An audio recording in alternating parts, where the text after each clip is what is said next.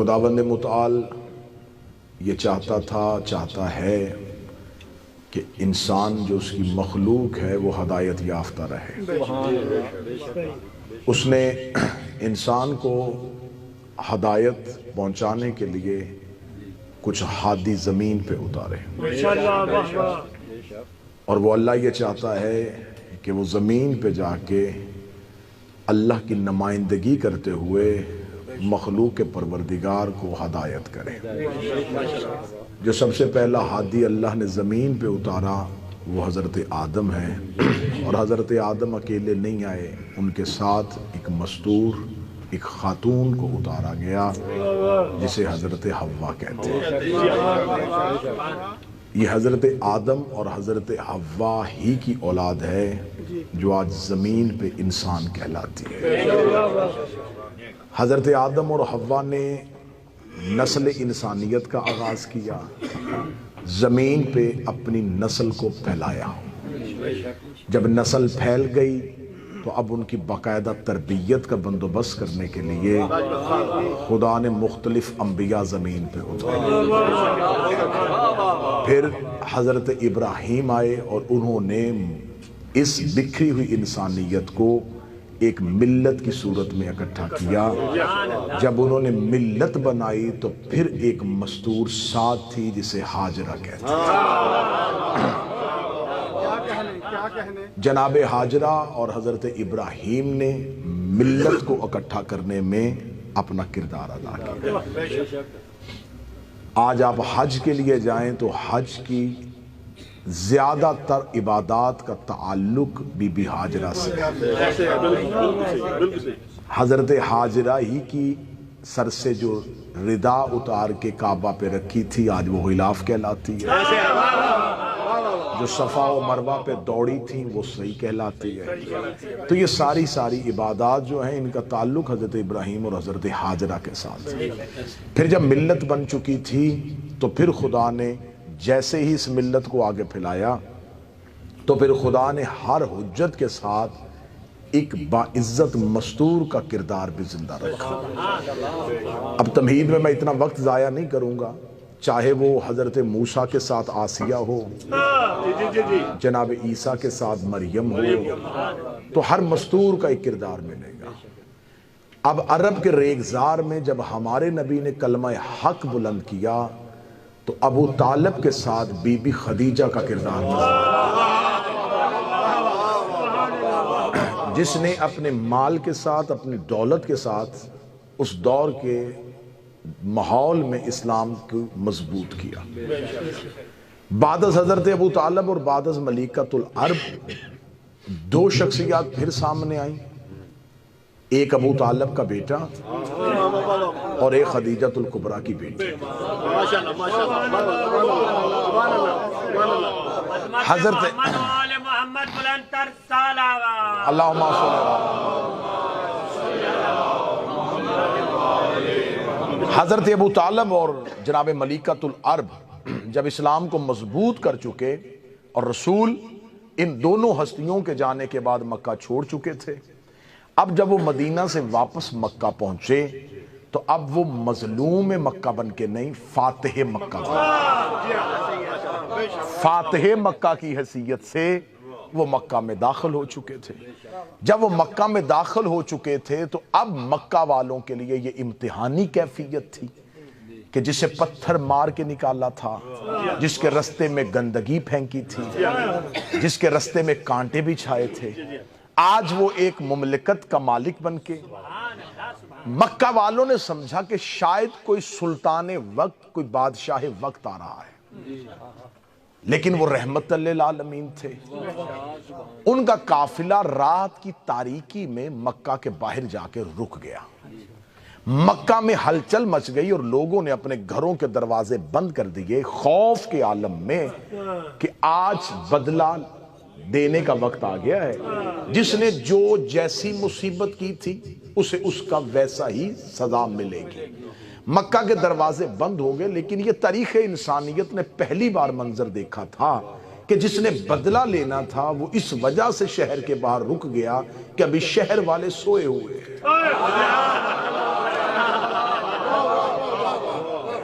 تمہید میں آپ ساتھ دیں گے تو نتیجہ آپ کی سوچوں سے وہ اس لیے رک گئے کہ شہر کے لوگ سوئے ہوئے ہیں، ان کے آرام میں خلل نہ آئے۔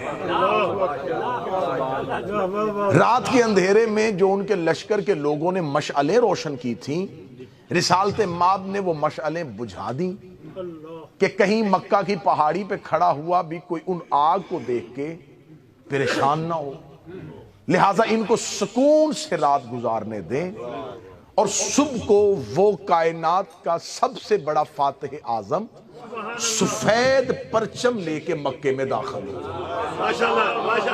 جو اس دور میں امن کی علامت تھا، اور مکہ میں داخل ہوتے ہی اپنے لشکر والوں کو کہہ دیا تلواریں نیاموں میں رہنی چاہیے، نیزے آپ کے اندر ہونے چاہیے، گھوڑا آپ نے دوڑانا نہیں ہے، اونچی آواز میں آپ نے بولنا نہیں ہے، کسی کا دروازہ آپ نے توڑنا نہیں ہے، انتہائی عزت و احترام کے ساتھ مکہ کی گلیوں سے گزرو، کیونکہ یہ مکہ والوں کا شہر نہیں، میرے باپ دادا کا شہر،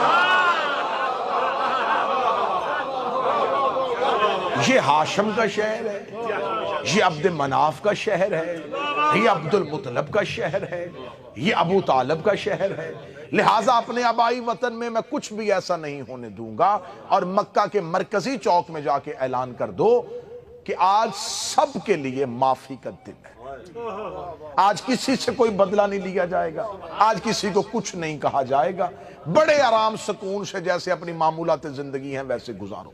رحمت للعالمین نے دربار سجا لیا، رسول بیٹھ گئے۔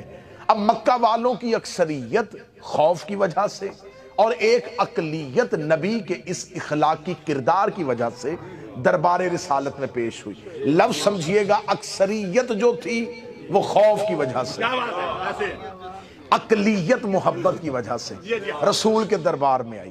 اب ساتھ کھڑے ہوئے غلام تعارف کروا رہے تھے، جب کوئی سامنے کھڑا گیا، یا رسول اللہ یہ وہ ہے جو آپ کے خلاف نازیبہ اشعار کرتا تھا، اسے معاف کرو۔ یا رسول اللہ یہ وہ ہے جس نے پہلی بار آپ کے رستے میں کانٹے بچھائے تھے، اچھا چلیں اسے بھی معاف کرو۔ یا رسول اللہ یہ وہ ہے جس نے مسجد میں آ کے جب آپ نماز پڑھ رہے تھے تو آپ کے اوپر گندگی پھینکی تھی، اچھا چلیں اسے بھی معاف کر دو۔ یہ وہ ہے جو شیب ابی طالب میں آپ کے پیچھے جا رہا تھا، اچھا اسے بھی معاف کر دو۔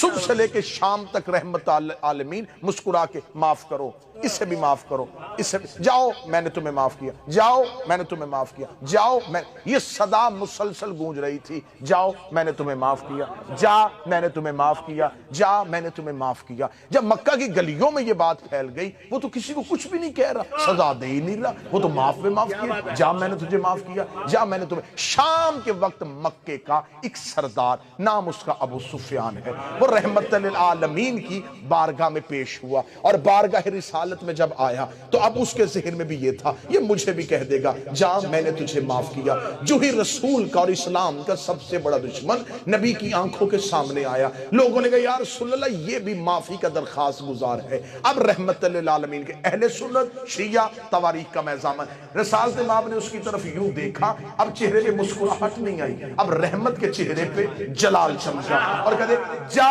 میں نے تجھے آزاد کیا۔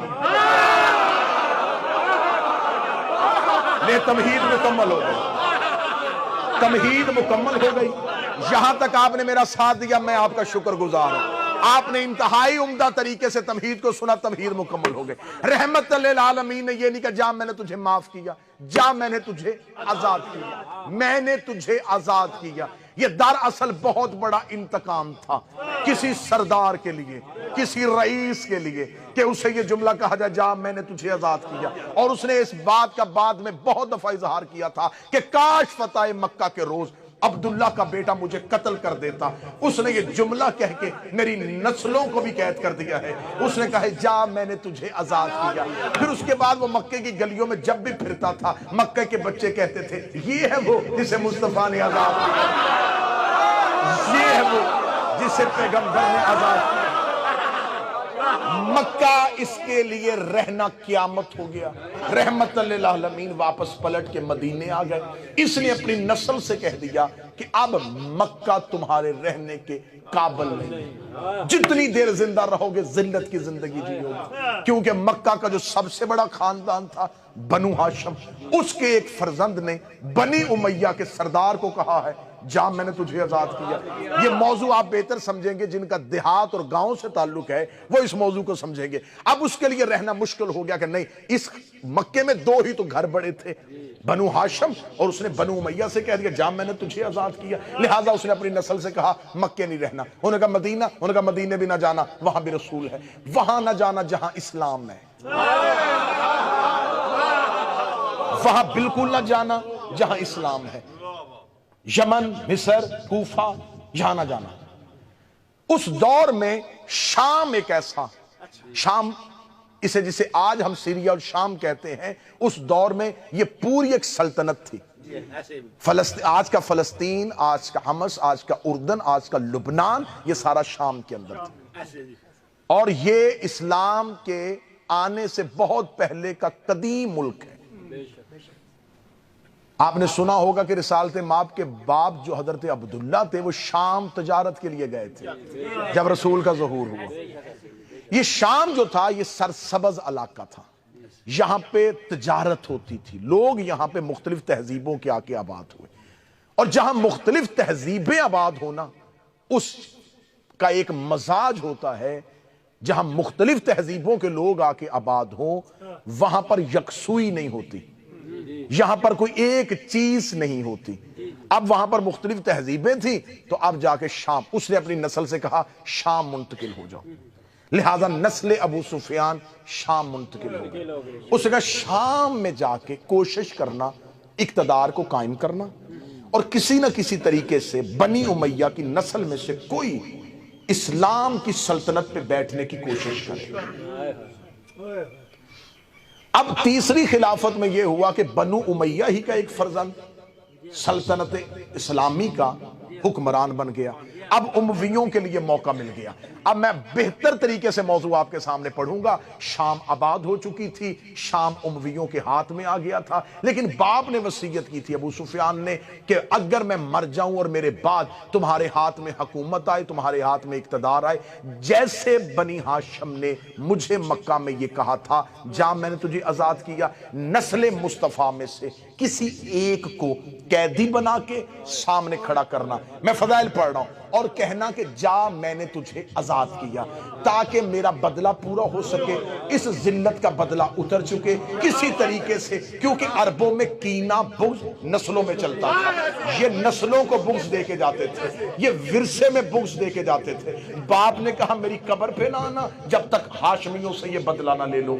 آخر ہاشمیوں نے پورا زور لگایا، ایڑی چوٹی کا زور لگایا، شام میں اپنا تسلط قائم کیا، شام نے اپنی حکمرانی قائم کی، مدینہ کے مرکز حکومت میں امویوں کا حکمران آ گیا۔ اب انہوں نے کوشش کی مدینہ بھی ہمارے پاس آ گیا، شام بھی ہمارے پاس آ گیا، اب ہم آل رسول کو، اہل بیت کو کوئی چیلنج کرتے ہیں۔ انہوں نے امیر المومنین کے دور حکومت میں بڑی کوشش کی کہ علی کو کسی طریقے سے شام لے کے آئیں، لیکن امیر المومنین کوفہ پہنچے، کبھی جمل میں انہیں شکست دی، کبھی صفین میں انہیں شکست دی، کبھی نہروان میں انہیں شکست دی۔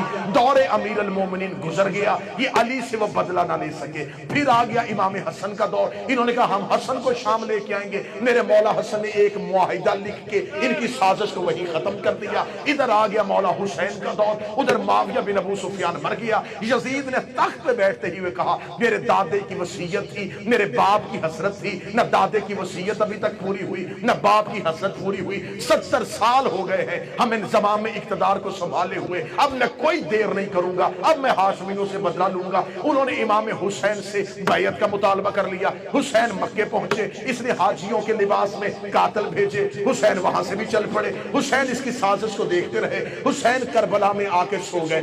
اس نے عمر ابن سعد کو یہ پیغام بھیجا تھا کہ کسی ایک ہاشمیوں کے مرد کو زندہ بچا کے شام لے کے آؤ۔ تو نے اب ذرا ذہن میں رکھیے گا، میں تاریخ آپ کو سنا رہا ہوں، جن بھیڑیوں نے علی اصغر نہیں چھوڑا انہوں نے سجاد زندہ کیوں رکھا؟ کیونکہ حکم یزید تھا کہ نسل حسین میں سے ایک بیٹا قیدی بنا کے شام لے کے آؤ، تاکہ میں باپ کی وصیت، دادے کی وصیت پوری کر سکوں۔ ادھر سید الساجدین کربلا سے، میں فضائل پڑھ رہا ہوں، کربلا سے چل پڑے. جیسے جیسے یہ قافلہ توحید شام کے قریب جا رہا تھا, یزید کے اندر کی حسرت جاگ رہی تھی. اب میں بدلہ لوں گا وہ 70 سال پہلے وہ جو فتح مکہ کا بدلہ تھا, وہ جو باپ کی حسرت تھی, وہ جو دادے کی حسرت تھی. اس نے پورا شہر سجا لیا, اس نے روسا بلا لیے, اس نے حکمران بنا لیے, تاکہ پھر مکے والوں نے صرف ہماری ذلت دیکھی تھی. اب جب میں ہاشمیوں سے بدلہ لوں گا, صرف شام نہ دیکھے, مصر بھی دیکھے, یمن بھی دیکھے, اردن بھی دیکھے, کوفہ بھی دیکھے, مکے بھی دیکھے, مدینے کے لوگ بھی دیکھے. اس نے پورا شہر سجا لیا, پورا شہر خالی کروا دیا. آج ہم نے لینا ہے وہ مکے والی شکست کا بدلہ. قافلہ توحید شام کی طرف بڑھتا جا رہا تھا, یہ لوگ اکٹھے کرتا جا رہا تھا, دربار سجاتے جا رہا تھا. آج 70 سال کے بعد بنی امیہ کی جیت کا اعلان ہونا تھا, آج بنی امیہ کی فتح کا اعلان ہونا تھا. ان کو قیدی بنا کے لے کے آیا جا رہا تھا. جیسے ہی سید الساجدین کا قافلہ بازار شام سے گزرتا ہوا دربار کی جانب بڑھا, اس نے اپنا بہت اونچا تخت لگایا, اس تخت پہ جا کے بیٹھا. اس نے اپنے سر پہ اپنے دادے ابو سفیان والی پگڑی رکھی, اس نے گلے میں سونے کا ہار پہنا, اس نے اپنے پورے شاہانہ پروٹوکول کے ساتھ دربار میں بیٹھ کے کہا اب میں وہی فتح مکہ والا بدلہ لوں گا. ادھر سید الساجدین کا پہلا قدم دربار کے اندر داخل ہوا. اس نے کہا حسین کے بیٹے کو میرے آگے لے کے آؤ. ادھر سید الساجدین چلتے چلتے 17 سیڑھیاں اس کا تخت تھا, اس کے تخت کے نیچے جا کے سجاد کھڑے ہوئے. جو ہی سجاد کھڑے ہوئے, اس نے کہا اب لوں گا بدلہ. اس کے دل میں وہ 70 سال والی حسرت لفظ بن کے جاگتی ہوئی اس کے حلق میں آ گئی. اب اس کے حلق میں جملہ رکا ہوا تھا کہ میں وہی جملہ پلٹاؤں گا, جا میں نے تجھے آزاد کیا, جا میں نے تجھے آزاد کیا. یہ جملہ اس کے حلق سے نکل کے اس کی زبان کی نوک پہ تھا. اس کا پھیپڑا لفظ بنانے کے لیے ابھی ہوا بنا رہا تھا. یہ سجاد کے کاندھے پہ ایک مستور کا ہاتھ آیا. شہزادی نے سجاد کو پیچھے کیا, پیچھے کر کے کہتی یبنا تلکا, وہ ہمارے آزاد کردہ غلام.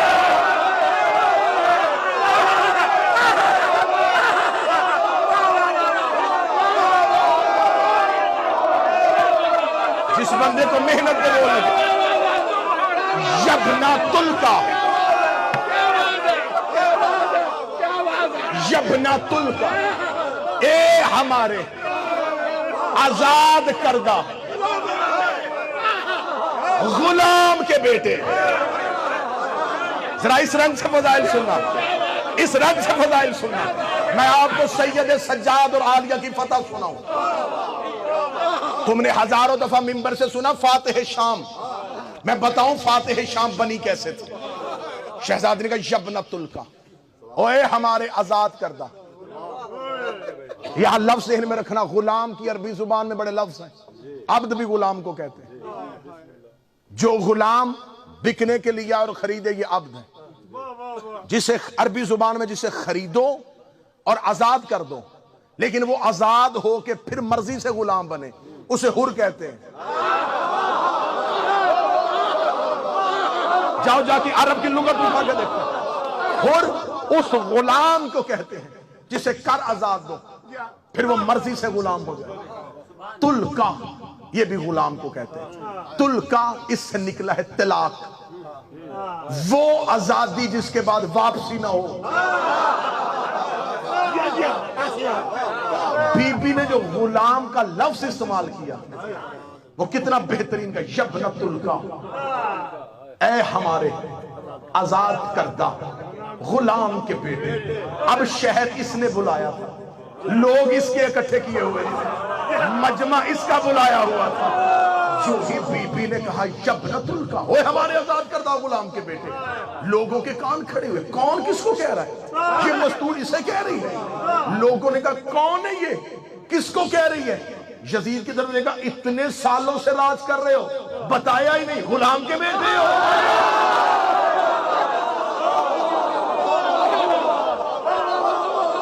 اتنے سالوں سے تخت پہ بیٹھے ہوئے ہو, راج کر رہے ہو, بتایا ہی نہیں, مکے میں غلام تھے. بی بی نے کہا یبنۃ الکا. اب دیکھنا حسب جو ہوتا ہے نا, اور حسب اور نسب یہ دو طریقوں سے چلتا ہے, باپ سے بھی اور ماں سے بھی. کچھ ایسے لوگ ہوتے جیسے نوح کا بیٹا باپ نبی تھا, ماں کا کردار ٹھیک نہیں تھا، لوط نبی تھا، ماں ٹھیک نہیں تھی۔ یہ نہج البلاغہ کی بیٹی بول رہی ہے، بی بی نے دیکھے یبنۃ الکا، اوے ہمارے آزاد کردہ غلام کے بیٹے۔ اس سے پہلے کہ عرب والوں کے ذہنوں میں دوسری بات آتی، ہو سکتا ہے باپ غلام ہو اور ماں ہی کسی اچھے خاندان سے ہو، اگلی سطر میری شہزادی کے نہ ہو، میں زبان کاٹ کے پھینک دوں گا۔ دیکھے گا یبنۃ الکا، اوے ہمارے آزاد کردہ غلام کے بیٹے، کہے گا یبنہ زرکا، اوے جھنڈے والی عورت کے بیٹے۔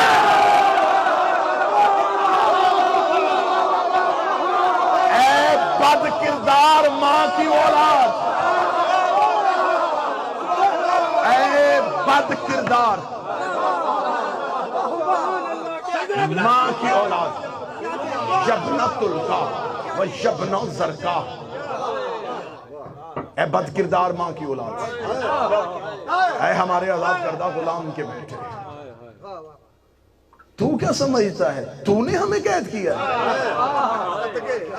دربار اس کا، لوگ اس کے اکٹھے کیے ہوئے، اب دربار میں مجمع اس کا خطیبہ ہے علی کی، آدم کے ساتھ حوا، لیکن آدم اور حوا نے نسل پھیلائی، ابراہیم اور حاجرہ نے ملت بنائی، ابو طالب و خدیجہ نے اسلام کو بنایا، علی اور سیدہ نے اسلام کو پھیلایا، زینب و سجاد نے اسلام کو بچایا۔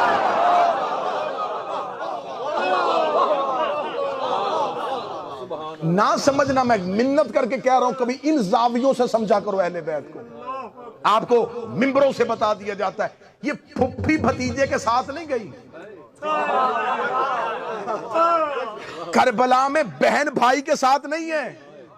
مولا فرماتے ہیں یہ تو ہم تمہارے لیے رشتوں کے نام رکھتے ہیں،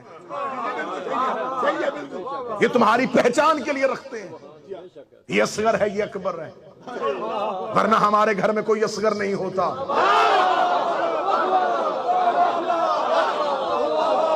اور اصغر کے آگے لفظ ہے علی۔ جملہ کہہ دوں اگر کوئی ایک بندہ سے جن کا اصغر بھی علی ہو، آئے آئے آئے، علی کہتے ہیں بڑے کو، جن کا اصغر بھی علی ہو، جن کا چھوٹا بھی بڑا ہو۔ یہاں پر بہن بھائی کے ساتھ نہیں گئی، یہ ہے شریکت الحسین۔ میں فضائل پڑھ رہا ہوں، شریکت الحسین، شریکت البرادر نہیں، شریکت الاخی نہیں، شریکت الحسین، بھائی کی حصے دار نہیں، حسین کی حصے دار۔ کہوں جملہ اس مجمع کو کرو گے قبول؟ جہاں جہاں حسین ہے وہاں وہاں یہ شریکہ ہے، جب سے حسین ہے تب سے یہ شریکہ ہے۔ 6 یا 7 بندوں نے ہاتھ کھڑا کیا، باقیوں کو بتاؤں کب سے حسین ہے؟ نبی نے فرمایا تھا حسین و منی، حسین مجھ سے ہے۔ اس کا مطلب ہے یہ حسین کی شریکہ نہیں، یہ رسالت کی شریکہ ہے، یہ رسالت میں بھی شریک ہے۔ اب اس کے پاس کون کون سی شراکت ہے؟ نبی نے فرمایا تعالی حسین سیدہ شباب اہل الجنہ، حسین جنت کا سردار ہے، زینب اس کی شریکہ ہے۔ ابھی تو میں چھوٹی پرواز بھر رہا تھا، ابھی تو میں نچلی پرواز پہ تھا، اگر 4 6 7 بندے میرے ساتھ چلو تو پرواز اوپر لے کے جاؤ۔ میں نے کہا تھا حسین و منی، جب سے حسین تب سے یہ شریکہ، جہاں تک حسین، حسین جنت کا سردار، عالیہ جنت کی سردار۔ میرے مالک حسین کہاں کہاں ہے؟ اجمیر میں سویا ہوا ایک فقیر بولا، اس نے کہا حقہ کی بنا لا الہ تو حسین لا الہ ہے، زینب لا الہ میں شریک ہے۔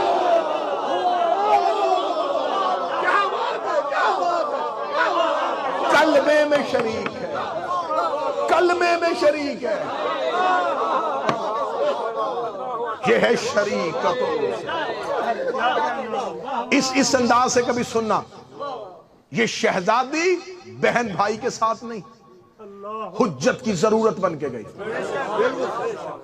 امامت کی ضرورت کا نام عالیہ ہے۔ چلو تمہارا حق بنتا ہے کہ جنہوں نے اتنی محبت سے ہاتھ کھڑے کیے میں اگلا معرفت کا موتی بھی تمہیں دوں. قوانین ہوتے ہیں حجت کی دنیا میں، قوانین ہوتے ہیں.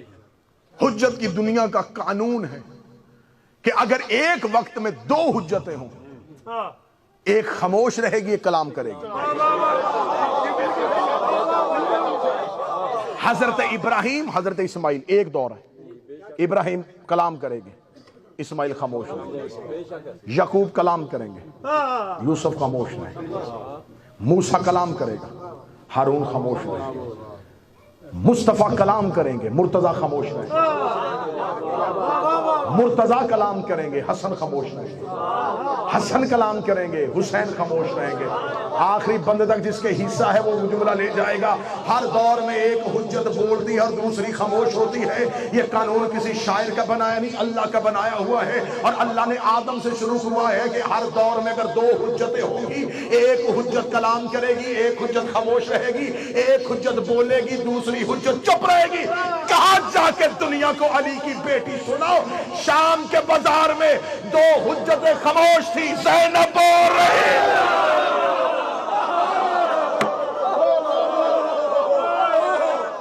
2 حجتیں خاموش ہیں، 2 حجتیں خاموش ہیں اور عالیہ بول رہی ہے. کیونکہ ان ہستیوں کے فضائل پڑھے ہی نہیں جاتے. ان کی زندگی میں صرف مصائب پڑھ پڑھ کے میں ان کے مصائب میں سے فضائل نکال کے سنا رہا ہوں. آپ جذبات پہ قابو رکھیے گا ورنہ مجھے مجبوراً مصائب کی طرف آنا پڑے گا. یہ ہے علی کی بیٹی، 2 حجتیں، دونوں وقت کے امام.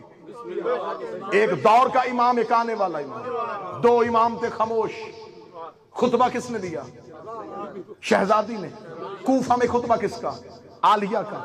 شام میں کس کا؟ عالیہ کا. دربار میں کس کا؟ عالیہ کا.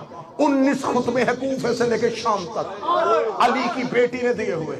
علی کی بیٹی نے خطبہ دیا. اب یہ مجمع مجھے بول کے بتا، میں معرفت کا موتی تمہارے حوالے کروں جو شام میں سیدہ سے خیرات میں ملا ہے. مجھے بول کے بتاؤ جو شہزادی نے بازاروں میں خطبے دیے تھے یہ کس کے لہجے میں دیے تھے؟ علی کے لہجے میں، علی کے لہجے میں، علی کے لہجے میں. مجھے عزت منبر کی قسم ہے مجھے علی کا لہجہ 2 ہی جگہوں پہ نظر آیا ہے. یا معراج پہ اللہ علی کے لہجے میں بولا تھا، یا بازار میں زینب علی کے.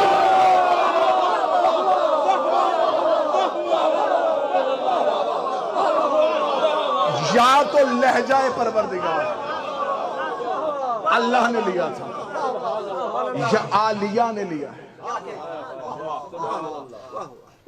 ان کی زندگی کے مصائب میں سے فضائل نکال دیں. میں ایک اور ہے، یہ زاویہ مصائب کا ہے لیکن قابو رکھیے گا میں فضائل کا جملہ دوں. آپ نے ہزاروں دفعہ منبر سے سنا ہے کہ شہزادی جلتے ہوئے خیمے میں گئی اور سجاد کو لے کے آئی. اب یہاں پر یہ نہ سمجھنا کہ پھپھی کو ڈر تھا کہ بیٹا معاذ اللہ جل نہ جائے. یہ پھپھی آگ کے ڈر سے بیٹا نہیں لا رہی، کیونکہ حسین شہید ہو چکے تھے اور 9 لاکھ فتح کا جشن منا رہے تھے. اہل بیت ختم کر دیے. ہم نے بدلے لے لیے بدر اور احد کے. خیام میں آگ لگی. جلتے ہوئے خیمے کو اللہ نے خود سجاد کو رکھا. اس سے پہلے ایک نبی گیا تھا جلتی آگ میں، اس کا نام ابراہیم تھا. آگ نمرود کی جلائی تھی. جب ابراہیم کو پھینک رہے تھے تو وہ بار بار اللہ سے پوچھ رہا تھا. منجبی کے ذریعے پھینکا گیا تھا اور ابراہیم بار بار پوچھ رہا تھا چلا جاؤں چلا جاؤں. آخر فرشتے نے کہا خدا کہہ رہا ہے کہ میں نے وحی کر دی ہے آگ میں، یا نار کونی بردن و سلام، اے آگ ٹھنڈی ہو جا ابراہیم کی سلامتی پر. جب تک ابراہیم کو پتہ نہیں چلا کہ ٹھنڈی ہو رہی ہے ابراہیم پوچھتا رہا چلا جاؤں. جو پوچھ کے آگ میں جائے اسے ابراہیم کہتے، جو جلتے ہوئے شیلوں میں مطمئن ہو کے جا رہی تھی اسے زینب کہتے. اب شہزادی گئی اور شہزادی نے آگ میں سے سجاد کو پشت پہ اٹھایا. لے آؤ قرآن منبر پہ، مرضی کے مولوی سے جا کے پوچھو. حجت کا وزن سوائے حجت کے کوئی اٹھا نہیں سکتا.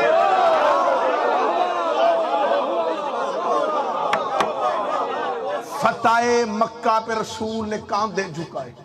علی میرے کاندھوں پہ آ، کعبے کو بتوں سے پاک کر.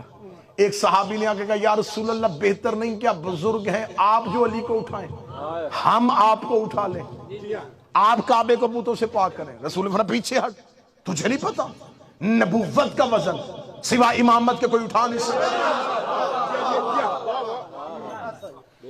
حجت کا بوجھ سوائے حجت کے کوئی نہیں اٹھاتا۔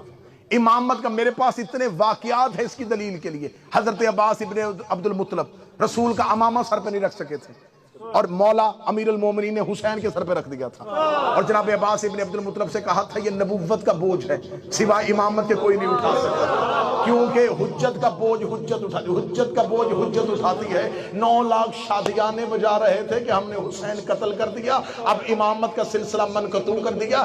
بی بی نے سجاد کو اپنی یوں پشت پہ رکھا، اور رسول نے غدیر میں علی کا ایک ہاتھ اٹھایا تھا، زینب نے شام غریبہ سجاد کے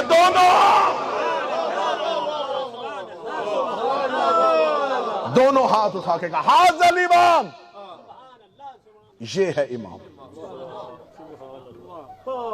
اب شہزادی نے دیکھ کے کہا تو کیا سمجھتا تجھے ہم نے قید کیا ہے؟ ایک خطبہ میں پڑھوں گا شہزادی کا، یہ ہے خطاب۔ اب کیونکہ سید الساجدین پڑھنا ہے تو مجھے جملہ پڑھنے دینا۔ اب سید الساجدین کوئی نہ سمجھے کڑیوں میں تھے، سر جھکا کے روتے رہے، گریہ بزدلی نہیں تھی، تشہیر کربلا تھی۔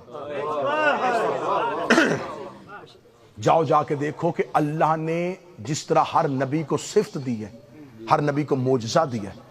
یعقوب کے پاس کیا تھا؟ گریہ۔ حضرت یعقوب کی صفت تھی رونا، رونا نبیوں کی صفت ہے۔ بڑا آسان زاویہ دینے لگا ہوں، بڑا آسان زاویہ دینے لگا ہوں۔ کسی سے پوچھنا کہ جناب یعقوب تو تھے، وہ اللہ کے نبی تھے، روتے کیوں تھے؟ کہتے تھے اس لیے کہ یوسف بچھڑ گیا تھا۔ اچھا پتا تھا نا نبی کو علم نبوت سے کہ یوسف زندہ ہے، تو جب پتا تھا پھر روئے کیوں؟ روتا ہے انسان اندر کی تکلیف سے۔ جب یقین تھا کہ یوسف زندہ ہے اور بھیڑیے نے نہیں کھایا اور وہ مصر پہنچ گیا ہے اور وہ بادشاہ بننے والا ہے، پھر یعقوب رو کیوں رہے تھے؟ جناب یعقوب کا رونا جو تھا وہ معاذ اللہ کوئی بزدلی نہیں، کوئی تکلیف نہیں تھی۔ یعقوب رو اس لیے رہے تھے کہ یعقوب جس ماحول میں رہ رہے تھے، یوسف کے دشمن قبیلے کے لوگ نہیں تھے، سگے بھائی تھے، برادران یوسف یوسف کے دشمن تھے، وہ کنویں میں پھینک کے آئے تھے اور جرم چھپا رہے تھے۔ اللہ کا نبی رو رہا تھا اور وہ بار بار کہتے چپ ہو جا، کیوں روتا ہے؟ اللہ نے یعقوب کو زیادہ رو تاکہ مجرم بے نقاب ہو۔ کوئی بندہ ہے جو سجاد سننے کے لیے آئے؟ اس رنگ سے سجاد سنو، زیادہ رو۔ جتنا یعقوب روتے رہے اتنا بھائیوں کو تکلیف ہوتی۔ کیوں تکلیف کیوں ہوتی تھی؟ یعقوب صبح اٹھتے رونا شروع کر دیتے اور گھر میں نہیں روتے تھے، بازار میں جا کے، بازار میں جا کے رونا۔ بھائیوں نے آ کے ایک دوسرے سے کہنا وہ پھر گلی میں رو رہا ہے، روتے تھے، لوگ گزرتے تھے، کیوں رو رہا ہے؟ میرا یوسف، میرا یوسف، میرا یوسف۔ مجرم ڈر گئے کہ ایسے اگر روتا رہا ایک دن کہانی کھل جائے گی کہ ہم نے کیا کیا تھا۔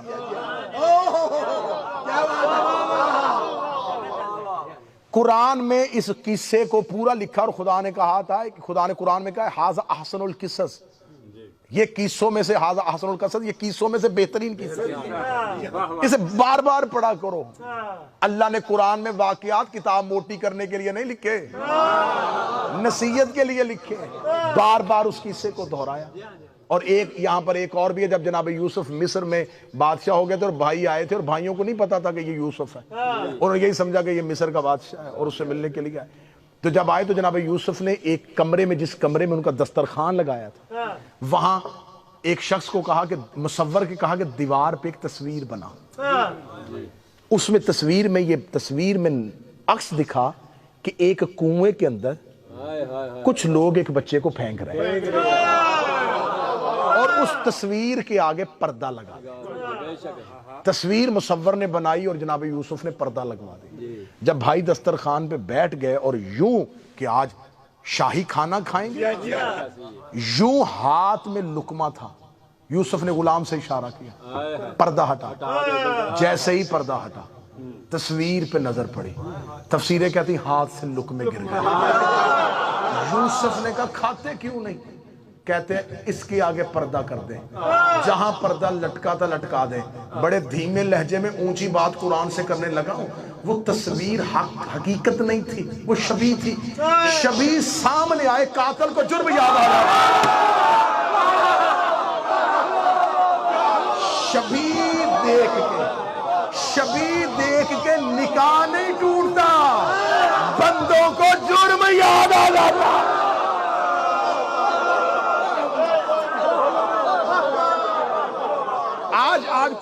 آج کچھ جدت پسند شیعہ نا, آج کے دور کے ماڈرن شیعہ, وہ آگے کہتے ہیں جی بس چھوڑا کریں جی, آپ ان لوگوں کو کیوں بات کرتے ہیں؟ آخر نبی کی کوئی نہ کوئی رشتہ داری تو ان کے ساتھ تھی, اس رشتہ داری ہی کو دیکھ لیں. آؤ میرے سامنے آنکھوں میں آنکھیں ڈالو. یوسف کے بھائیوں کی 3 نبیوں سے رشتہ داری تھی.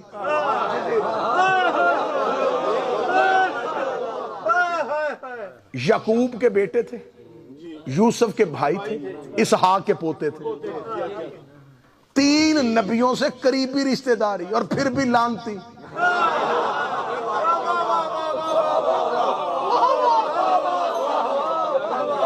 اچھا مجھے کوئی بندہ یہ بھی ثابت کر دے کہ برادران یوسف نے کلمہ نہ پڑھا؟ کلمہ بھی پڑھا, تھے بھی یعقوب کی شریعت پہ اور یعقوب کے مذہب پہ اور یعقوب کے دین پہ, پھر بھی لعنتی ہو گئے. برادران یوسف کلمہ پڑھنے کے باوجود لعنتی کیوں ہیں؟ کلمہ بھی پڑھا ہے اور 3 نبیوں کے رشتہ دار بھی ہیں.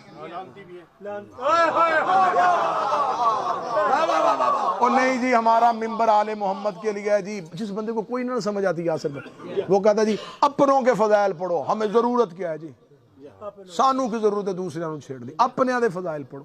اللہ سے کہو نا صرف اپنوں کے فضائل پڑھ. میرے لگ تیرا کیا, تیرا مقابلہ نہیں بنتا. تو قرآن میں کبھی نمرود کی بات کرے, کبھی فرعون کی بات کرے, کبھی شداد کا تذکرہ, کبھی ابلیس کا تذکرہ. بس ٹھیک ہے تو اپنوں کی بات کر. کہتے جی نہیں مجلسوں میں ان کے نام ہی نہیں لینے چاہیے. تو جس قرآن کو چومتے اس کے اندر فرعون کا نام ہے, اس کے اندر ابلیس کا نام ہے. تو اب خدا نے اس وقت تک محبت نہیں رہتی جب تک دشمن سے نفرت نہ ہو. اب برادران یوسف کس بات کا لڑائی کس بات کی تھی؟ مسلمان بھی تھے, صاحب کلمہ بھی تھے, اور 3 نبیوں کے رشتہ دار بھی تھے. ایک جرم ان کو کھا گیا, وہ یوسف سے حسد کرتے تھے, کیونکہ نبی کرتا تھا یوسف سے پیار.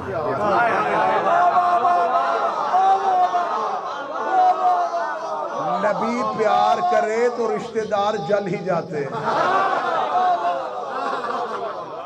نبی محبت کرتا تھا, وہ جلتے تھے. دوسری وجہ کیا؟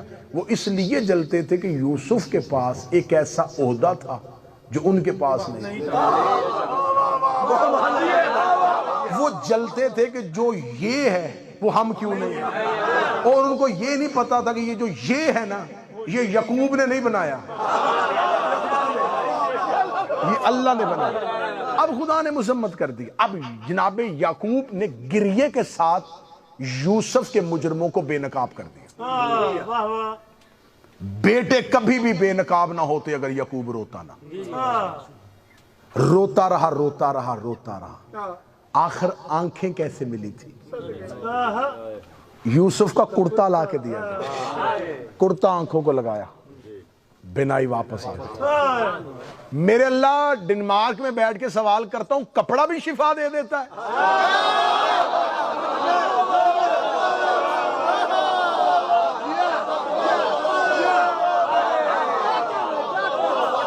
میرے اللہ کپڑا اللہ تو نہیں ہے, یہ کپڑے نے نبی کو آنکھیں کیسے دے دی؟ نبی کو, امتی کو نہیں, نبی کو کپڑے نے آنکھیں دی کہ جس سے محبت ہو اس کی نسبت سے کپڑا بھی لگاؤ تو شفا مل جاتی ہے.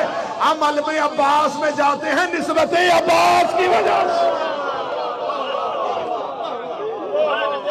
اب یہ جو گریہ تھا یہ تشہیر تھی کربلا کی. پہلی چیز ذرا اس انداز میں مولا سجاد سنیے. مولا سید الساجدین کا ایک خطبے کی ایک سطر میں آپ کو سنانا لگا. جی یہ وزن تھا امامت کا. ذرا ایک جملے میں صرف مولا سجاد کا روب سمجھ لیجئے گا کتنا روب تھا. ایک جملے میں سمجھ لیجئے گا. شام میں بیٹھے ہوئے یزید نے مدینے میں بیٹھے ہوئے اپنے گورنر کے ذریعے مولا حسین سے بیعت مانگی. ٹھیک ہے, آپ نے گورنر سے کہا حسین سے کہ بیعت کر, اگر نہیں کرتے تو ان کو قتل کرنا ہے. جس یزید نے, میں بڑا دھیمے لہجے میں اونچا جملہ کہنے لگا, جس یزید نے شام میں بیٹھ کے مدینے حسین سے بیعت مانگی تھی, 1 سال سجاد اس کے زندان میں رہے, اس نے سجاد سے بیعت کیوں نہیں مانگی؟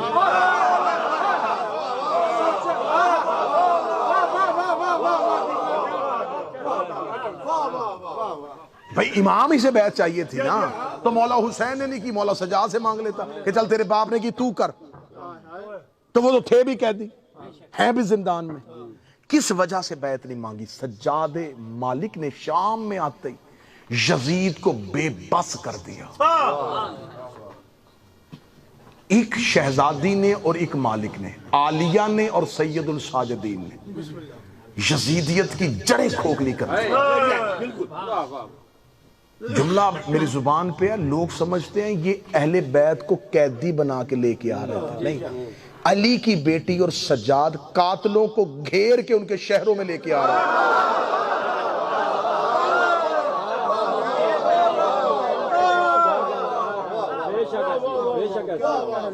ذرا پوری کی پوری اسی کہانی کو اس زاویے سے دیکھ رہا جس سے میں دکھا رہا ہوں. کیونکہ مولا حسین کا قتل ایک لقودک صحرا میں ہوا تھا, میڈیا کوئی نہیں, دور صحرا جس کے ارد گرد کوئی آبادی نہیں, اور 9 لاکھ کے اجتماع نے کیا تھا. قاتل کا سراغ لگنے کا کوئی جواز ہی باقی نہیں تھا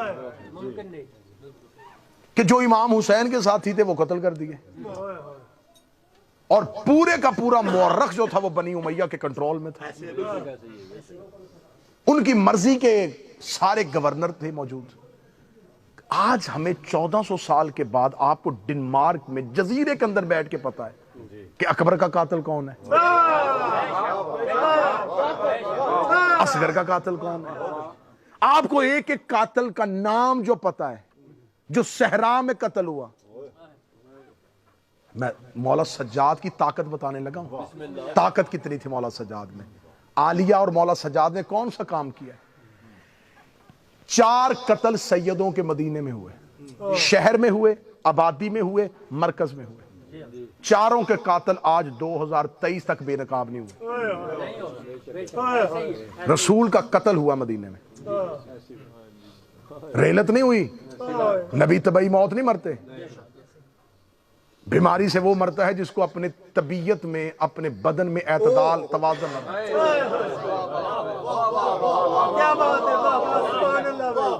بیماری تب آتی ہے جب آپ کو اپنے بدن میں اعتدال نہ رہے, توازن, کسی چیز کا بڑھ جانا اور کم ہو جانا, یہ بیماری ہے. جس کا بدن پہ کنٹرول نہ ہو وہ کائنات پہ کیسے کرے گا؟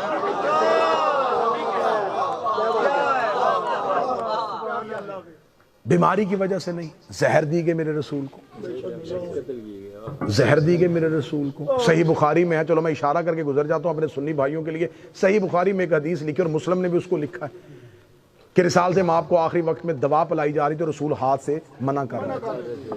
دوا میں شفا ہوتی تو منع کیوں کرتے؟ وہ جو شفا کا حکم دیتا ہے, وہ جو دوائی کا حکم دیتا ہے, وہ منع کیوں کر رہا تھا؟ رسالت مآب کا قتل ہوا, قاتل چھپ گیا. میں تھوڑا طویل کر دوں, کوئی مسئلہ تو نہیں ہے؟ شرائی صاحب نے آج مجھے کہا تھا جی ذرا کھل کے پڑھ لے, تو میں نے کہا جی کھل کے پڑھنے سے مراد کیا ہے؟ کیونکہ میرے پاس کھل کے پڑھنے کے بھی کئی زاویے ہیں نا جی, کہ پتہ نہیں کون سا کہہ رہے ہیں جو پڑھ رہے ہیں. تو میں نے پھر چونک کے پوچھا تھا جی کھل کے پڑھ دوں, انہوں نے کہا نہیں اس کا مطلب ہے کہ لمبا پڑھ دیں. تو اس لیے اب میں تھوڑا سا وہ وقت والی جو ہے نا جی آپ کو زحمت دے رہا ہوں. رسول کا قتل مدینے میں قاتل چھپا, آج تک نہیں پتا. شیعہ بھی رحلت کہتے ہیں, وفات رسول کہتے ہیں, شہادت رسول شیعہ بھی کہنے کے لیے تیار ہیں. جناب سیدہ کا قتل مدینے میں ہوا, میں فضائل پڑھا, اصل قاتل آج تک چھپے. مولا امام حسن کا قتل مدینے میں ہوا. ایک عورت کے سر پہ الزام لگایا کہ جودہ بنت اشد نے زہر دی تھی. یہ کسی نے بتایا کہ زہر پہنچائی کس نے تھی, کون شخص لے کے آیا تھا, یہ کس کی بیٹی تھی, کس کی بھانجی تھی, کہاں سے چلی تھی, لالچ کیا دیا گیا تھا, کچھ بھی. مولا حسین کا قتل, مولا امام حسن, مولا امیر المومنین, جناب سید اور جناب رسول, 4 قتل مدینے شہر آبادی مرکز میں ہوئے. قاتل آج 2023 تک بے نقاب نہیں ہوئے. جو شہر میں قتل ہوئے چند لوگوں نے کیے, وہ قاتل چھپ گئے. اور جو ایک صحرا میں 9 لاکھ نے مل کے کیا تھا, وہ قاتل آج تمہیں یہاں جزیرے میں بیٹھ کے کیسے پتا تھا. ایک ہی سطر پڑھوں گا اور اسی سطر میں ہی پورا مضمون ہے. زینب و سجاد چاروں کے قاتلوں کو گھیر کے لے آئے.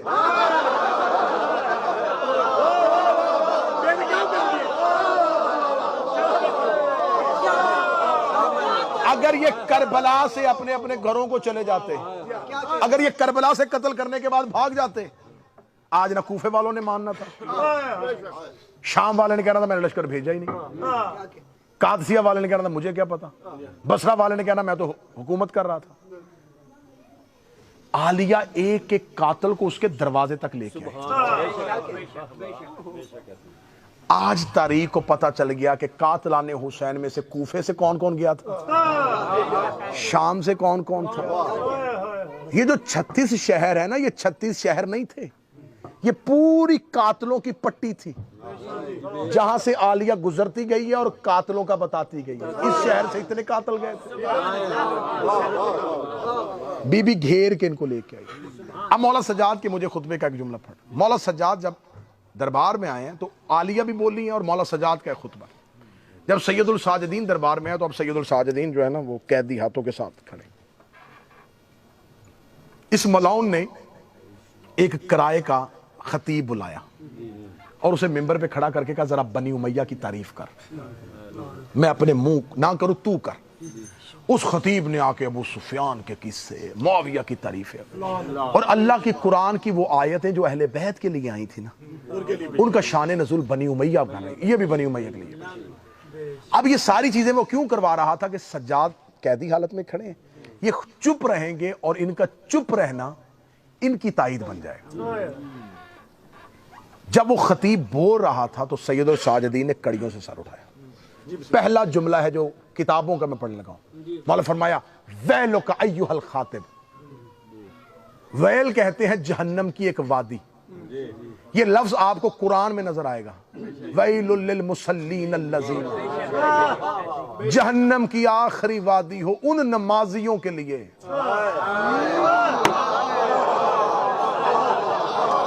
یار آیت نہ ہو تو میں ممبر چھوڑوں. آیت ہے قرآن میں ویل للمصلین, مصلین الذین هم عن صلاتهم ساہون. صرف ترجمہ پڑھوں گا, تشریح نہ مجھ سے کروانا. خدا کہتا جہنم کی آخری وادی ہو ان نمازیوں پہ جو اپنی نماز کو بھول چکے تھے.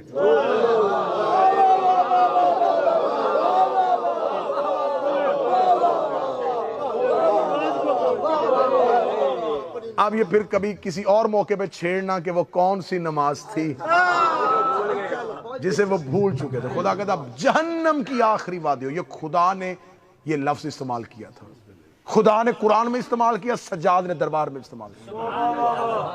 خدا نے کہا تھا کہ ویل, جہنم کی ایک وادی کا نام, جہنم کی وادی ہے ان نمازیوں کے لیے جنہوں نے اپنی نماز کو, اپنی صلات کو منہ پھیر لیا, اپنی صلات سے منہ پھیر لیا. مولا سجاد نے کہا ویلک ایھا الخاطب, ویل ہو تجھ پہ اے خطیب. اشترک بالرذائق المخلوق بسبب الخلق, مخلوق کی خوشنودی کے لیے اللہ کی دشمنی خرید رہا ہے. میرے مولا سجاد کا یہ جملہ میں کہتا ہوں ہر امام بارگاہ میں ممبر کے پیچھے لکھا ہونا چاہیے. ہر امام بارگاہ کے منبر پہ یہ جملہ مولا سجاد کا لکھو کہ مولا سجاد نے دربار میں کھڑے ہو کے کہا تھا جہنم ہو تجھ پہ اے خطیب، تم مخلوق کی خوشنودی کے لیے اللہ کی دشمنی خرید رہا ہے، تاکہ اگر کوئی منبر پہ بیٹھ کے علی کو بھونکے پیچھے سے سجاد کی لعنت ہو رہا ہے۔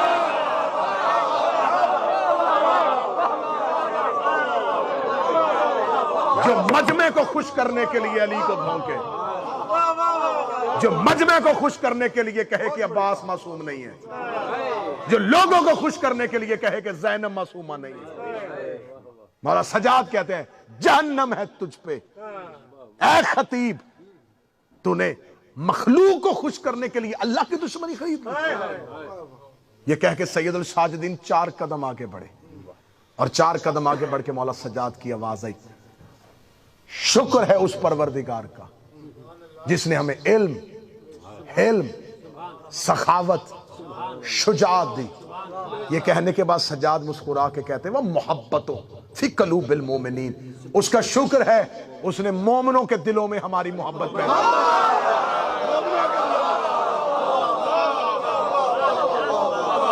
محبت فی قلوب المومنین، اس نے مومنین کے دلوں میں ہماری محبت پیدا کی۔ ان سے محبت کی نہیں جاتی، اللہ پیدا کرتا ہے۔ ایک شخص نے میرے 8ویں امام سے آ کے کہا تھا کہ میرے اوپر کچھ تھوڑا سا قرضہ ہے، اگر آپ وہ میرا قرضہ اتروا دے نا تو میں آپ کا شیعہ ہو جاؤں گا۔ مولا صاحب نے کہا کتنا قرض ہے؟ اس نے کہا اتنے دینار۔ مولا فرمایا یہ پکڑ دینار، تو شیعہ نہیں ہو سکتا۔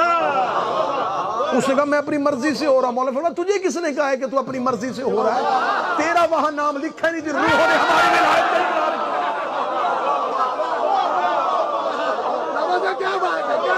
کیا، تیرا وہاں نام ہی نہیں لکھا، جن روحوں نے عالم ارواح میں ہماری ولایت کا اقرار کیا۔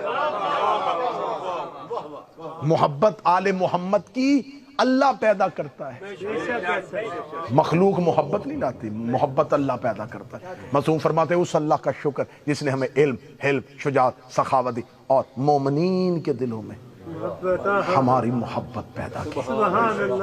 پیدا کرنے کے بعد امام مولا نے یہ جملہ کہا اور دربار میں سناٹا طاری ہو گیا۔ سجاد بول رہے تھے نا، ہاشمی خطیب بول رہا تھا، نہج البلاغہ کا بیٹا بول رہا تھا۔ یہ کہنے کے بعد اگلا جملہ مولا سجاد کا، میری 22 سال کی ذاکری ترازو پہ تولو، میں مولا سجاد کے ایک جملے پہ وار کے پھینک دوں۔ مولا سجاد اس کی طرف دیکھ رہے، اتر لکڑیوں کے ڈھیر سے نیچے۔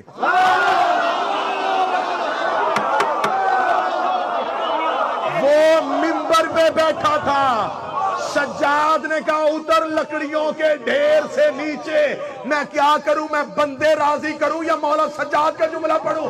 مولا سجاد نے بازار دربار شام میں بتا دیا، جو آل محمد کو منبر میں بیٹھ کے بھونکے وہ منبر نہیں ہوتا، لکڑیوں کا ڈھیر۔ ادھر لکڑیوں کے ڈھیر سے نیچے، نیچے اتر لکڑیوں کے ڈھیر سے۔ یہ اللہ کی کائنات میں یہی گھر ہے۔ یہ لکڑیوں کے پلان کا منبر بنا لیتے ہیں اور منبر کو لکڑیوں کا ڈھیر کہہ دیتے ہیں۔ اتر لکڑیوں کے ڈھیر سے نیچے، یہ کہہ کے مولا سجاد بلندی پہ کھڑے ہوئے۔ بلندی پہ کھڑے ہو کے مولا سجاد، جو مجھے جانتا ہے وہ جانتا ہے، جو نہیں جانتا وہ جانتا ہے۔ انا ابن سدرۃ المنتہا، میں سدرۃ المنتہا کا بیٹا ہوں۔ جو سجاد سننے کے لیے ہاتھ اٹھاؤ۔ میں سدرۃ المنتہا کا بیٹا ہوں، میں صفا کا بیٹا ہوں، میں مروہ کا بیٹا ہوں، میں ابراہیم کا بیٹا ہوں۔ میں اسماعیل کا پورا خطبہ پڑھنے کا وقت نہیں، میں بڑی جلدی پڑھنے گا۔ میں ابراہیم کا بیٹا ہوں، میں اسماعیل کا بیٹا ہوں، میں زمزم کا بیٹا ہوں، میں مقام ابراہیم کا بیٹا ہوں۔ یہ کہنے کے بعد سجاد ایک قدم اور آگے بڑھے، کہنے لگا جو جانتا ہے وہ جانتا ہے، جو نہیں جانتا وہ جان لے۔ میں یوسف الدین کا بیٹا ہوں، میں قائد خیر المعجلین کا بیٹا ہوں، میں فاتح دارین کا بیٹا ہوں، میں نقطہ بائے بسم اللہ کا بیٹا ہوں۔ یہ کہہ کے سجاد 4 سطریں اور آگے بڑھے، آگے بڑھ کے جو جانتا ہے وہ جانتا ہے، جو نہیں جانتا وہ جان لے میں صاحب معراج کا بیٹا ہوں، میں صاحب الحمد کا بیٹا ہوں، میں صاحب رکوع کا بیٹا ہوں۔ یہ کہہ کے سجاد 4 قدم اور آگے بڑھے، کہتے جو جانتا ہے وہ جانتا، جو نہیں جانتا وہ جان لے میں اس کا بیٹا ہوں جس نے رکوع میں انگوٹھی زکات میں دی، میں اس کا بیٹا ہوں جس نے بستر پہ سو کے خدا کی مرضیاں خریدی تھی، میں اس کا بیٹا ہوں جس نے مکہ فتح کے موقع پر اسلام کے پرچم کو سر بلند کیا تھا، میں فاتح بدر کا بیٹا ہوں، میں فاتح خندق کا بیٹا ہوں، میں کل ایمان کا بیٹا ہوں، میں الحمد کے سراپا کا بیٹا ہوں، میں والناس کی سین کا بیٹا ہوں، میں الکوثر کے دل کا بیٹا ہوں، میں رحمان کے چہرے کا بیٹا ہوں۔ یہ کہتے ہوئے سجاد آگے بڑھے اور سامنے کھڑے ہوئے جلاد کی تلوار کھینچی اور کھینچ کے جان لو میں اللہ کی تلوار کا بیٹا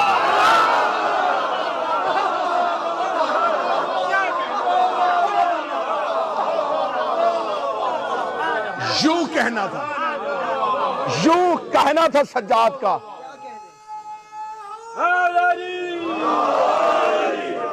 جیسے بچہ دھاگے سے کھیلتا ہے نا ایسے دھاگے کو الجھاتا ہے۔ مولا سجاد نے جلال میں ابھی میں نے خطبے کا تیسرا حصہ بھی نہیں پڑھا، جلال میں یوں دربار میں پھر کے خطبہ دے رہے تھے، دربار میں لوگ دیواروں کے ساتھ لگ کے سہم کے کھڑے ہو گئے۔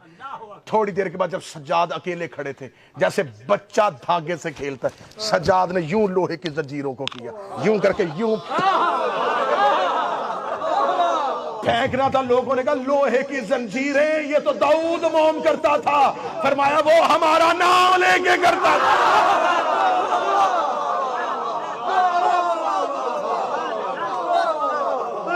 میں اللہ کے تیر کا بیٹا ہوں، میں اللہ کی تلوار کا بیٹا ہوں۔ یہ کہہ کے مولا سجاد کا تم نے کیا سمجھا کہ تم نے ہمیں قید کیا؟ ہم مشیت الہی کے قیدی ہیں۔ یہ زیور ہم نے تمہاری قید کا نہیں، اس کی محبت کا اگر اس کی رضا اس میں نہ ہوتی تو تم میں سے کس کی جرت ہے کہ عباس کو گھوڑے کی زین سے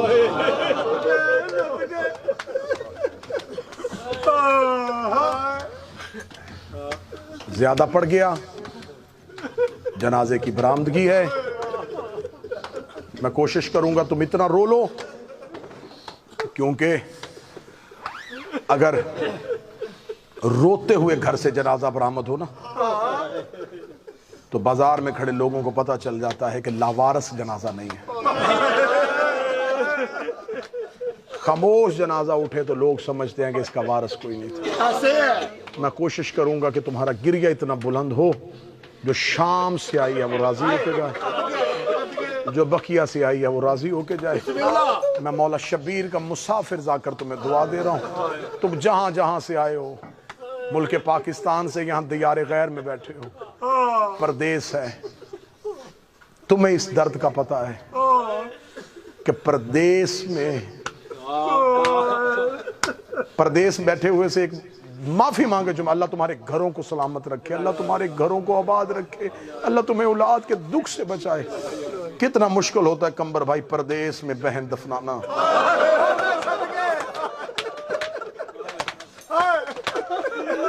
آسان نہیں تھا۔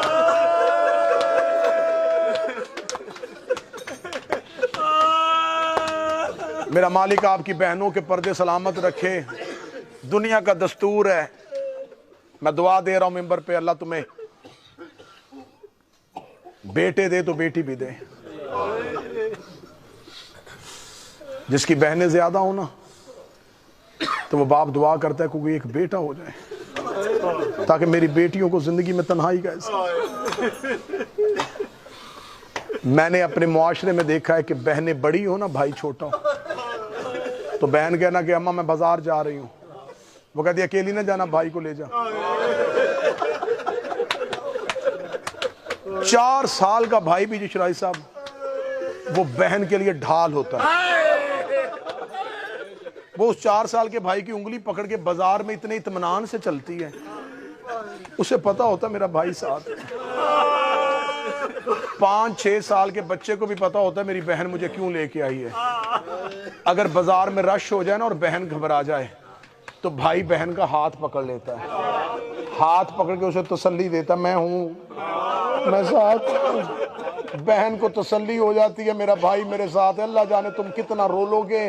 بازار میں نے بھائیوں کو بہنوں کو تسلی دیتے ہوئے دیکھا ہے. شام کے بازار میں ایک 4 سال کی بہن بھائی کا ہاتھ پکڑ کے کہہ رہی تھی سجاد تو نہ رو میں تیرے ساتھ. میں نے پہلی بہن ہے جو بھائی کو تسلیاں دیتی دیکھی ہے. 11 کی محنت ایک طرف اکیلے سجاد کی. بڑا مشکل مرحلہ تھا جو مولا سجاد نے عبور کیا. یہی وجہ ہے کہ جب مولا سجاد شام کی قید نبھا کے واپس کربلا آئے, کربلا یوں قبروں کے درمیان کھڑے ہو کے سجاد کی رو کی آواز اکبر برچی کھانا آسان ہے, اصغر گردن پہ تیر کھانا آسان ہے, قاسم لاش پامال کروانا آسان ہے, اے چچا عباس بازو کٹوا کے فرات پہ سونا آسان ہے. یہ جملہ کہہ کے سجاد منہ کے بل ریت پہ گرے, رو کے کہتے بابا حسین تیرا ضرب کھانا آسان ہے. لاشیں تڑپنی شروع ہوئی, آواز آئی تیر آسان, تلوار آسان, برچی آسان, نیزہ آسان, بتا مشکل کیا ہے. سجاد رو کہتے اٹھو قبروں سے باہر میں تمہیں بتاؤں, زینب جیسی ماں 9 گھنٹے یزید کے در. یہ حوصلے سے مولا سجاد خون روتے رہے. خون روئے جی ایسے. آج میں صرف جب بھی میں زندگی میں پڑھتا ہوں نا مولا سجاد کی شہادت, تو میں مومنین سے پوچھا کرتا ہوں کہ مجھے بتاؤ میں سجاد کا کون سا قتل پڑھوں, کون سا قتل پڑھوں. عباس ایک بار قتل ہوئے, اکبر ایک بار قتل, سجاد بار بار قتل. اتنا روتے تھے. واپس مدینے آئے نا جب مولا, آنکھوں کا خون بند نہیں ہوتا. مولا سجاد روتے تھے. منال کوفی نے آکے کہا مولا آنکھوں کا خون بند کر دے. مولا کہتے نہیں بند ہو سکتا. مولا شہادت آپ کا ورثہ ہے. فرمایا شہادت ہمارا ورثہ ہے. ننگے سر مائیں بازار ہونا. اس نے کہا مولا آپ کو آپ کی جدہ کا واسطہ, آنسو بند کر دیں. مولا آپ گھر میں رہتے ہیں نا تو آپ کو کربلا یاد آتی ہے. مولا آپ گھر سے نکلا کریں, باہر آئیں, مومنین آپ کو ملیں گے, محبت کرنے والے ملیں گے. مولا آپ کا دل تھوڑا بہلے گا. مولا کا ہاتھ تھاما, بازار میں آئے. اس نے لوگوں کو اشارہ کیا. لوگوں نے دیکھا مدت کے بعد مولا سجاد بازار میں آئے. جلدی سے محبت کرنے والے قدموں میں مولا سلام. کسی کے سر پہ پیار, کسی کی کمر پہ ہاتھ. دعائیں دیتا دیتا میرا مولا بڑھ رہا تھا. لوگوں کا ہجوم پیچھے پیچھے چل رہا تھا. شام کے بعد سجاد اب پہلی بار گھر سے باہر آئے تھے. گزرتے گزرتے مولا سجاد کی ایک ایسی دکان کے سامنے سے گزرے جہاں قصاب گوشت کاٹ رہا. جس نے درد سننے مولا سجاد کے, ایک کسائی کی دکان کے سامنے مولا سجاد گزرے. اس نے مولا سجاد کو دیکھا, اس نے جلدی سے گوشت پہ کپڑا ڈالا, کپڑا ڈال کے وضو کیا, وضو کر کے قدموں پہ آ کے بیٹھ گئے. مولا میرا سلام ہو. سر پہ پیار دے کے کہنے لگے کیا نام ہے تیرا؟ مولا میرا نام یحییٰ ہے. کیا کرتا ہے؟ مولا میں مدینے میں گوشت بیچتا ہوں. دیکھا تھا تجھے احکام ذبیحہ یاد ہے؟ اس نے سمجھا کہ شاید امام ہے نا مجھے شریعت پوچھ رہے ہیں. دیکھا تھا جی جی مولا مجھے یاد ہے. رو گیا تھا مجھے سنا. کہنے لگا مولا شریعت محمد میں جانور کو پانی پلا کے ذبح کرو. پانی پلانے کا نام آنا تھا. سجاد نے دیوار پہ سر مارا. رو کے کہا لوگ جانوروں کو پانی پلا کے ذبح کرتے ہیں اور میرے بہتے دریا پہ پیاسے مارے گئے ہیں. مولا سجاد کی آواز آئی دوسری شرط سنا. اس نے کہا دوسری شرط ہے جانور جانور کے سامنے ذبح نہیں کرتے. سجاد زمین پہ بیٹھ گئے. رو کہتے ہائے غربت حسین, لوگ جانور جانور کے سامنے ذبح نہیں کرتے. میری 3 پھپھیاں سر پہ قرآن رکھ کے 70 قدم کے فاصلے پہ کھڑی کہہ رہی تھی نہ مار میرا 3 دن کا پیاس. میں رکا ہوں تاکہ آخری شرط میں تو ماتم کر سکو. جب مولا روئے نا قصاب ڈر گیا. مولا کہتے اگلی شعر سنا. کہتا نہیں مولا, مولا آپ رو رہے ہیں. مولا کہتے مجھے سنا, میری عزاداری ہو رہی ہے, مجھے میرے بابے کو رونے دے. تیسری شرط سنا. تیسری شرط سنائی ہے، مدینے میں ماتم شروع ہو گیا۔ اس نے کہا مولا شریعت محمد میں ہے جانور کو ذبح کرو، خنجر تیز ہونا چاہیے، تیز خنجر سے جانور کی شاہرگ کاٹی جاتی ہے۔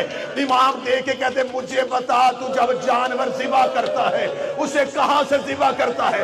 کہنے لگا شریعت محمد ہے جانور کی گردن کی شاہرگ کاٹو تاکہ اس کی جان نکلنے میں تکلیف زیادہ نہ ہو۔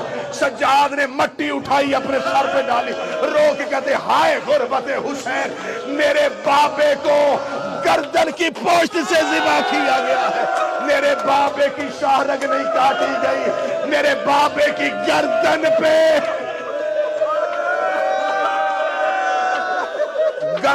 ضرب۔ اس مولا کو کہا جاتا ہے سید الساجدین، اس مولا کو کہا جاتا ہے زین العابدین۔ آؤ میں تمہیں مولا سجاد کی ایک نماز سناؤں۔ میں شبیر کا مسافر ذاکر ہوں، ہاتھ باندھ کے کہہ رہا ہوں، نمازی ہو تو ماتمی رہنا، ماتمی ہو تو نمازی رہنا۔ سجاد سے بڑا عبادت گزار بھی کوئی نہیں تھا، سجاد سے بڑا عزادار بھی کوئی نہیں تھا۔ ماتم کون کرے گا سجاد سے زیادہ؟ نماز کون پڑھے گا سجاد سے زیادہ؟ جتنا بڑا عبادت گزار تھا اتنا بڑا ہی حسین کا عزادار تھا۔ ماتم کی وجہ سے نماز نہ چھوڑنا، نماز کے لیے ماتم نہ چھوڑنا، ان دونوں عبادتوں کو اکٹھے چلانا یہ سجاد کی سنت ہے۔ بازار تھا شام کا، مولا سجاد کیا، میں بلا تشبیہ پڑھوں گا، کھل کے پڑھوں گا، میرا اپنا کلیجہ پھٹ جائے گا۔ کتابیں کہتی ہیں مولا سجاد کی گردن میں جو توق تھا نا جی، وہ لوہے کا ایک کڑا تھا، منو وزنی تھا، میں پوری ذمہ داری کے ساتھ، اس کے اندر لوہے کی میخیں لگی ہوئی تھی۔ اس توق کے ساتھ لمبی لمبی زنجیریں تھی، سپاہیوں نے ان زنجیروں کے ساتھ اس توق کو تھاما ہوا تھا، دائیں بھی زنجیریں تھی بائیں بھی زنجیریں تھی، وزنی توق تھا۔ مولا سجاد کی کمر میں ایک لوہے کا لنگر تھا، پاؤں میں بیڑی تھی، صدا سے معافی مانگ کے بلا تشبیہ ہاتھ کی ہتھ کڑی پاؤں کی بیڑی سے جڑی تھی۔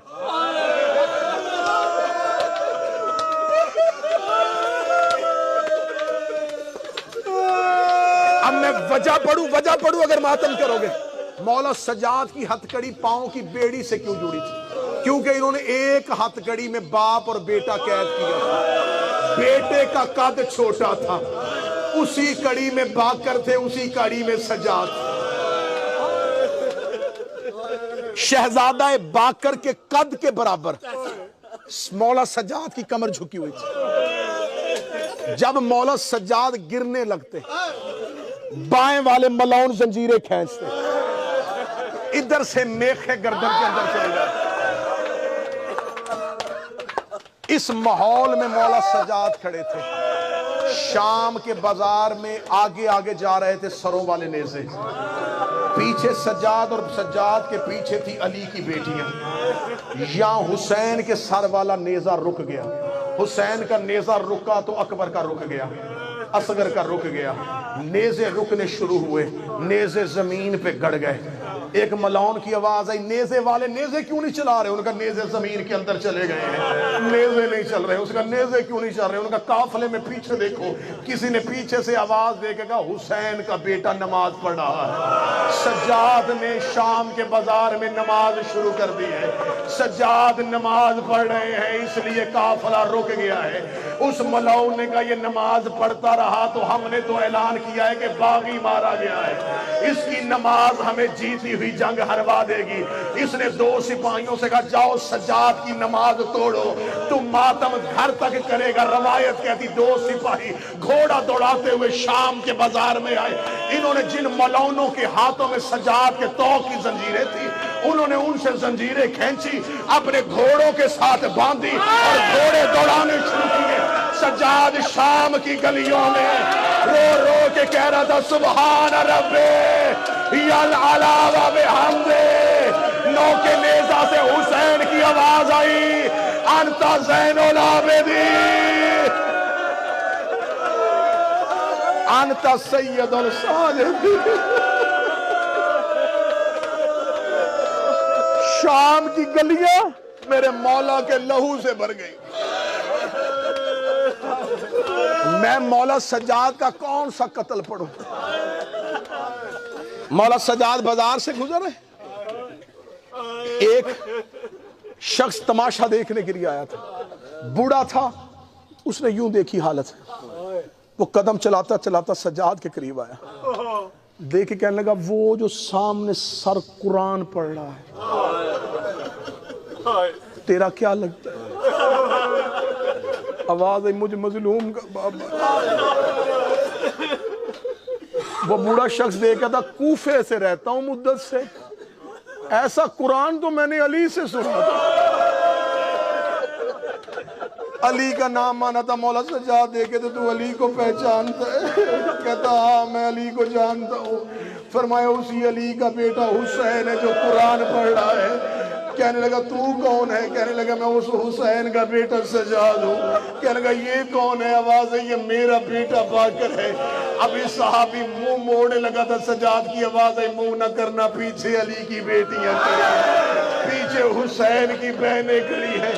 اتنا کہنا تھا، یہ دیکھے گا تھا آباد کر تھا محمد کا گھر، کس نے اجاڑا میرے نبی کا کنبہ. کہنے لگا یزید نے مار دیا ہے حسین کربلا میں. اتنا کہنا تھا، اس شخص نے قبضہ تلوار پہ ہاتھ رکھا، رکھ کے کہنے لگا دے مجھے اجازت، وقت کا امام نے حسین کا بدلہ لو، میں جملہ پڑھوں گا تو ماتم کرے گا. سجاد رو کہتے اے بندہ خدا تلوار نہ نکالنا، میری سکینہ ڈر جائے گی، میری زینب ساتھ بیٹھی ہے، یہ نہ ہو کہ بازار میں جنگ کا ماحول بن جائے، میری بہنیں اونٹ سے گر. تلوار نہ نکالنا، تلوار نہ نکالنا، بازار میں جنگ کا ماحول نہ بنانا، میرے ساتھ میری پردہ دار ہے، میری ماؤں کے سامنے بازار میں جنگ شروع نہ کرنا. اس کا بدن کانپنا شروع ہوا، دیکھ کے کہنے لگا کیا دکھاؤں گا منہ رسول کو، میرے سامنے فاطمہ کی اولاد گزر گئی، کچھ مجھے حکم کر میں کروں. دیکھنے لگا دے مجھے اجازت، میں گھر سے جا کے کوئی مال لے کے یزید کو ضمانت کے طور پہ دوں، تیری قیدیں آزاد کرواؤں. مولا سجاد کی آواز آئی نہیں میں تجھ پہ راضی، میں تیری جنت کا ضامن. دیکھنے لگا مجھے ایسے بازار سے خالی نہ بھیج، مجھے کوئی حکم کر دے، جو سید بیٹی معاف کر دینا. سجاد کہتے اچھا اگر کچھ کرنا چاہتا پھر ایک احسان کر دے. رو کہتے احسان نہیں مجھے حکم کر. سجاد رو کہتے اپنے سر سے امامہ اتار.